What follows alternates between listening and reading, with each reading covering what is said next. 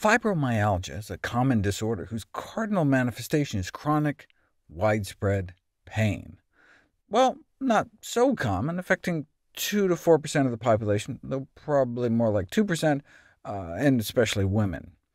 For decades, some medical professionals dismissed fibromyalgia as all in people's heads, but this outdated view has been refuted by more recent research characterizing it as a disorder of pain regulation and sensitization. Brain imaging studies have shown several perturbations of pain processing and regulation that amplify pain in people with the condition. Twin studies have shown that about half of fibromyalgia is genetic, but the other half we can do something about. There are lots of drugs with lots of side effects to help with some of the symptoms, but what about lifestyle approaches? Engagement in regular physical activity is considered imperative for effective management of fibromyalgia. A systematic review and meta-analysis of randomized clinical trials on the effectiveness of therapeutic exercise in fibromyalgia found that both aerobic and resistance exercises are effective ways of reducing pain and improving global well-being in people with fibromyalgia. Patients may worry and perceive that exercise will worsen their pain and fatigue, and so you have to start slow and work your way up as tolerated, with the goal of eventually achieving 30 to 60 minutes of moderate-intensity aerobic exercise in addition to muscle-strengthening exercises, 1 to 3 sets of 8 to 11 exercises, 8 to 10 repetitions with a load of about 7 pounds, or 45% of the max you can lift. But what about dietary interventions in terms of dialing down the pain sensitivity? Well, what causes it in the first place? Inflammation.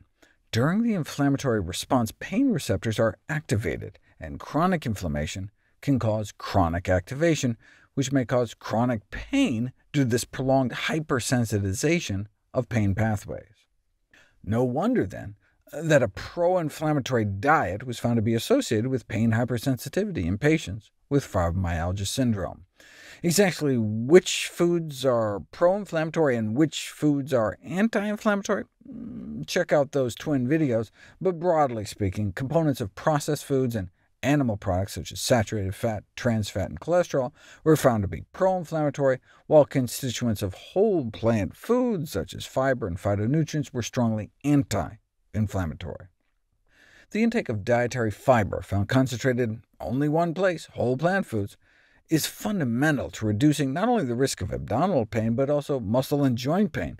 We think because of these short-chain fatty acids that our good gut bugs produce when we eat fiber. These short-chain fatty acids are important mediators of pain, fundamentally because they modulate inflammation. So having lots of fiber-feeding bugs in your colon is like carrying around your own anti-inflammatory compound factory. But to cultivate them, you actually have to eat the foods that feed them. In terms of phytonutrients, plant-derived polyphenols are widely acknowledged to also act as anti-inflammatory substances. Here's some foods packed with anti-pain pathway nutrients: berries, greens, citrus, nuts, spices like turmeric and ginger, edamame, and green tea. That's why you can do randomized, double-blind, crossover trials showing that about 3 cups worth of strawberries a day can significantly improve pain and inflammation. If that's what a single plant can do, what about a diet chock full of plant foods?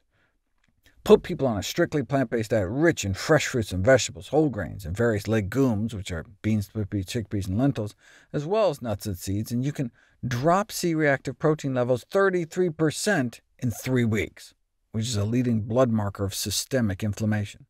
But does that translate into less pain? And the answer is yes when it comes to migraine headaches, yes when it comes to painful periods, a significant reduction in menstrual pain duration and pain intensity, in addition to premenstrual symptoms. In fact, even just a single plant, cinnamon, about 1/3 of a teaspoon 3 times a day during your period, can help, though it doesn't work as well as ibuprofen. Ginger powder, on the other hand, ground ginger, has been found to be comparable to ibuprofen in relieving pain in women with painful cramps. You can learn more in my video on the topic. Whole food plant-based diets also alleviate the symptoms of osteoarthritis, several studies have shown improvements in rheumatoid arthritis symptoms with diets excluding animal products, though it may be just as much a function of increasing the quantity of healthy plant foods. But it's not just because plant-based diets are so effective in causing weight loss. Even at the same weight, there's an improvement in rheumatoid arthritis from more plant-based diets. And plant-based diets can also alleviate fibromyalgia symptoms. This is the latest study, which enrolled anyone with chronic musculoskeletal pain, fibromyalgia or not. Yes, diets high in animal proteins and fats have been linked to chronic pain and inflammation, while plant-based diets produce anti-inflammatory responses. So did it actually work when put to the test for pain? Yes. Consumption of a plant-based diet produced positive improvements in chronic pain and function. How much? Well, a minimally clinically important difference in chronic musculoskeletal pain is 1 point on the numeric pain rating scale, which is just a scale of 1 to 10 on how much pain you're feeling. And on the plant-based diet, perceived pain decreased an average of 3 points on a 10-point scale, from an average of 5 or 6 out of 10 down to 2. Now, unlike most of the prior studies, there was no control group, but what's the downside of giving healthier eating a try? In fact, those with chronic pain are more likely to be overweight and have nutrition-related maladies such as high blood pressure, diabetes, and heart disease, all of which can be prevented, arrested, and in some cases even reversed with a healthy enough plant-based diet. So any pain benefit is just icing on the cake of health. Scratch that. How about the dollop of guacamole on your bean burrito?